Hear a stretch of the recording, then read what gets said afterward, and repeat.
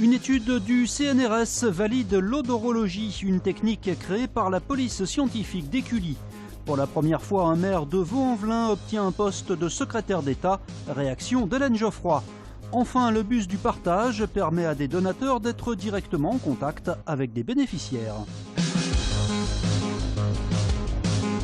Le flair des chiens policiers scientifiquement validé. Une étude publiée cette semaine par des chercheurs lyonnais démontre la fiabilité des techniques d'odorologie.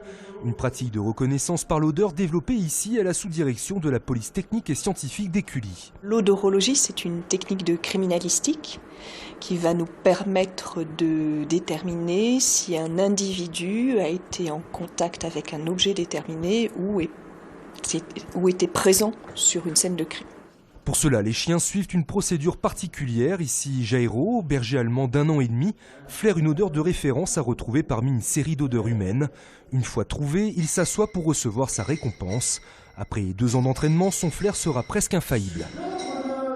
Les animaux peuvent arriver à une sensibilité olfactive de 90%, c'est-à-dire qu'ils peuvent faire une identification à 90% du sujet qui leur est présenté à l'échantillon et de l'odeur qui est présentée dans la ligne. C'est donc fort de ces observations que les chercheurs ont validé la procédure de formation élaborée par la police scientifique d'Écully. Ce qu'on a voulu faire dans cette étude, en tout cas dans l'article qui est paru dans PLOS ONE, c'est de décrire avec le plus de détails possible les procédures qu'on utilise pour la formation initiale et pour la formation continue ou l'entraînement continu. De manière justement à essayer d'harmoniser un peu les procédures qui sont utilisées en France, en Europe ou même à l'étranger.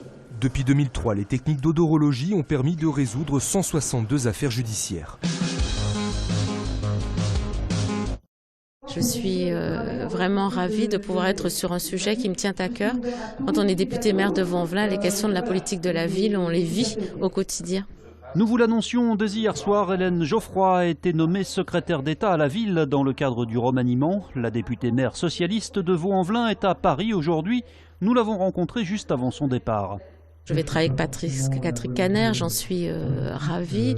J'ai eu l'occasion de l'accueillir il y a à peine 3 semaines dans la ville de Vaux-en-Velin pour signer un contrat local politique de la ville. Donc on va être ensemble dès le départ sur des questions importantes d'emploi, d'accès à des questions d'éducation, de formation, de renouvellement urbain évidemment. Et c'est des sujets que j'ai suivis en tant que députée et en tant que maire. Hélène Geoffroy abandonnera-t-elle son fauteuil de maire de Vaux-en-Velin? Elle ne s'est pas encore prononcée. Une chose est sûre, elle portera à Paris les enjeux des banlieues. On est dans un moment où il faut redire à nos banlieues qu'elles sont au cœur de la République et qu'elles sont les priorités, font partie des priorités de la République et qu'on doit lutter contre les inégalités sociales et territoriales. Et ça va être le sens de mon travail au quotidien dans les mois qui viennent. Ne vous y trompez pas, cette caravane verte n'est pas un nouveau food truck à la mode, c'est bien plus. En fait, il s'agit du bus du partage, installé tous les mercredis matins ici sur la place Jean Massé. Son principe, faciliter la solidarité pour les plus démunis. On va regarder ce que les gens nous ont donné et on va vous donner un pull vert. Les personnes que l'on rencontre qui vivent dans des situations très précaires avec pas grand-chose viennent sur le bus, on inscrit sur le tableau blanc ce dont ils ont besoin et ça permet aux personnes qui auraient des trous chez eux, des choses à donner, de voir exactement ce dont les personnes ont besoin. Sur l'autre partie du tableau, les dons faits spontanément par les passants ou les habitants du quartier. Une initiative qui séduit, notamment par la simplicité de la démarche. Là, je vois qu'il y a des gens qui ont besoin de pantalons et j'ai des pantalons en trop, donc j'irai peut-être cet après-midi donner 2 ou 3 pantalons. Si l'association aide principalement les sans-abri, elle souhaite également que cette initiative serve plus largement.